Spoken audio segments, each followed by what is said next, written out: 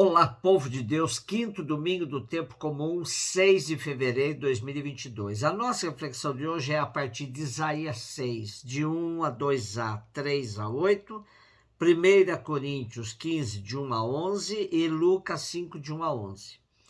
Temos hoje um trecho do primeiro Isaías que começou a profetizar por volta de 740 a.C., quando ainda era um jovem de uns 20 anos aproximadamente. Recebe o chamado de Deus para a missão por meio de uma visão grandiosa, cheia de símbolos. Trono de grande altura, manto que se estende no templo, serafins com 6 asas. Desta forma, ele descreve a grandiosidade de Deus. Como era próprio da cultura religiosa, Isaías teme pelo seu destino, pois era proibido ver a Deus. Dizia-se que quem tivesse essa experiência morreria. Por isso, Isaías diz: ai de mim, estou perdido.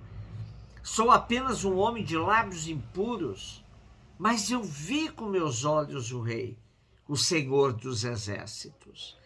O mais impactante é a brasa colocada nos lábios de Isaías, que purifica a língua do profeta para anunciar com tenacidade a palavra de Deus.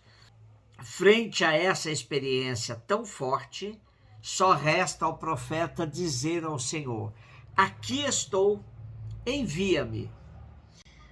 1 Coríntios 15, de 1 a 11. Quero lembrar-vos, irmãos, o evangelho que vos preguei e que recebestes, e no qual estáis firmes.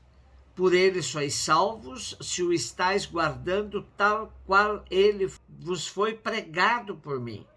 De outro modo, teríeis abraçado a fé em vão. Com efeito, transmiti-vos em primeiro lugar aquilo que eu mesmo tinha recebido, a saber, que Cristo morreu por nossos pecados segundo as Escrituras, que foi sepultado e que ao terceiro dia ressuscitou segundo as Escrituras. E que apareceu a Cefas, depois aos 12, mais tarde apareceu a mais de 500 irmãos de uma vez. Destes a maioria ainda vive, alguns já morreram, depois apareceu a Tiago e depois apareceu aos apóstolos todos juntos. Por último, apareceu também a mim como um abortivo. Na verdade, eu sou o menor dos apóstolos, nem mereço o nome de apóstolo, porque persegui a igreja de Deus. É pela graça de Deus que eu sou o que sou. Sua graça para comigo não foi estéril. A prova é que tenho trabalhado mais do que os outros apóstolos, não propriamente eu, mas a graça de Deus comigo. É isso, em resumo, o que eu e eles temos pregado. E é isso o que crestes. A segunda leitura nos coloca no contexto do mundo grego. Corinto era uma cidade importante, com 2 portos, com uma população significativa de escravos. As comunidades cristãs de Corinto eram dinâmicas e participativas.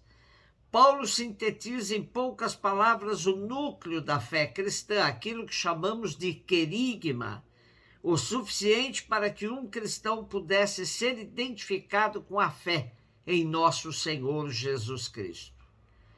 Cristo morreu por nossos pecados, segundo as Escrituras, foi sepultado, ao terceiro dia ressuscitou, segundo as Escrituras.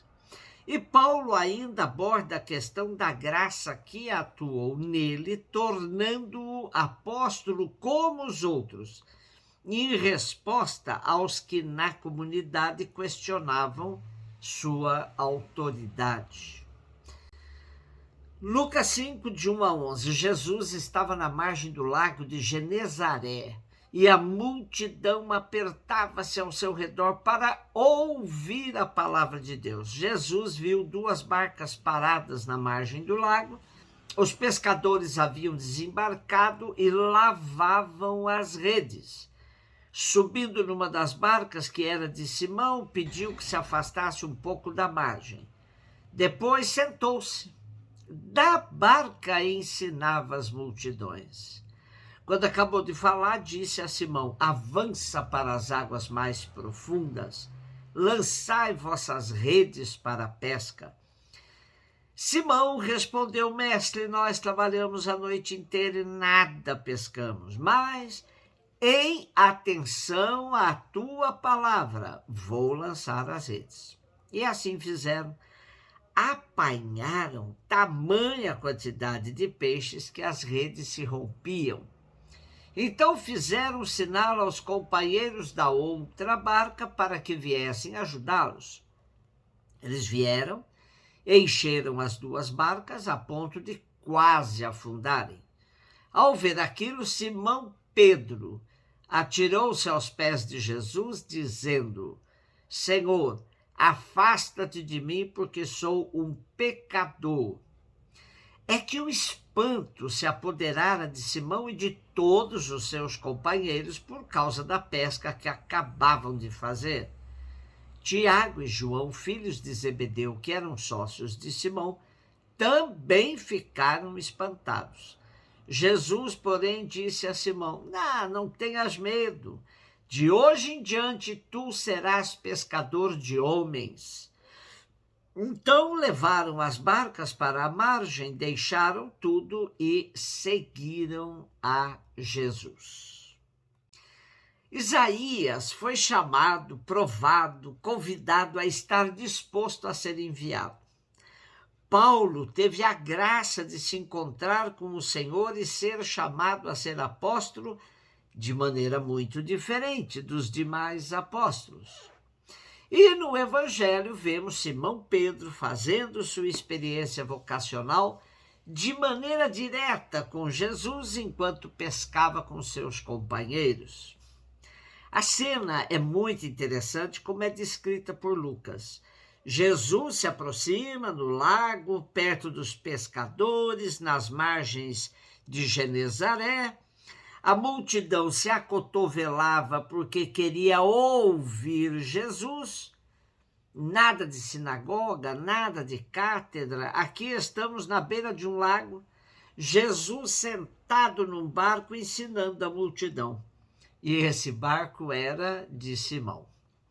Depois dessa primeira cena vem a segunda, onde Jesus diz a Simão: avança para as águas mais profundas, lançai as redes para a pesca. A primeira reação do pescador é de desânimo, pois ele vinha de uma noite inteira de pesca frustrada. Mas o que ele diz é significativo: em atenção à tua palavra, vou lançar as redes. Exatamente o que importa. A multidão queria ouvir a palavra de Jesus, e é por causa desta palavra que Simão se anima a voltar a lançar as redes. E depois da abundância de peixes que aparecem nas redes, com a ajuda dos companheiros, Lucas agrega ao nome de Simão o cognome de Pedro. Simão Pedro agora ele é. E este se reconhece pecador e indigno de estar em frente ao Mestre Jesus. Lucas descreve que o grupo todo de pescadores ficou espantado.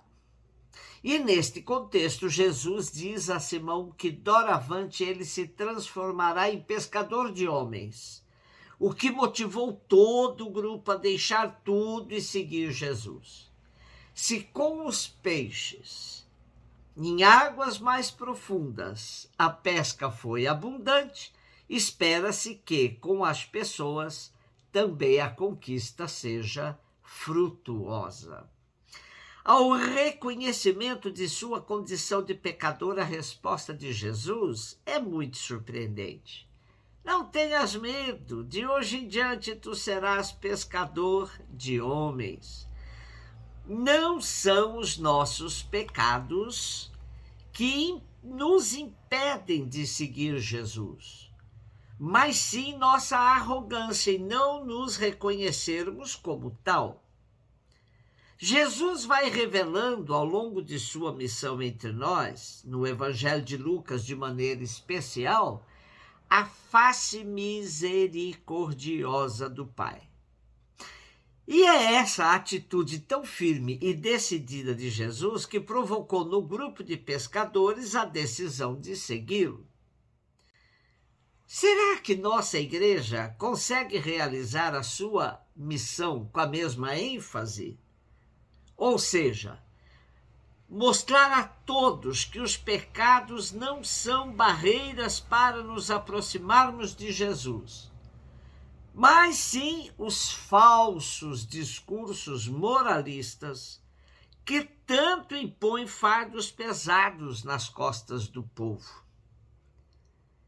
Mais misericórdia, menos discurso moralista. E quando a pesca não está boa, partamos para águas mais profundas, saiamos da mediocridade e acreditemos que Jesus nos ajuda a lançar as redes em águas mais profundas.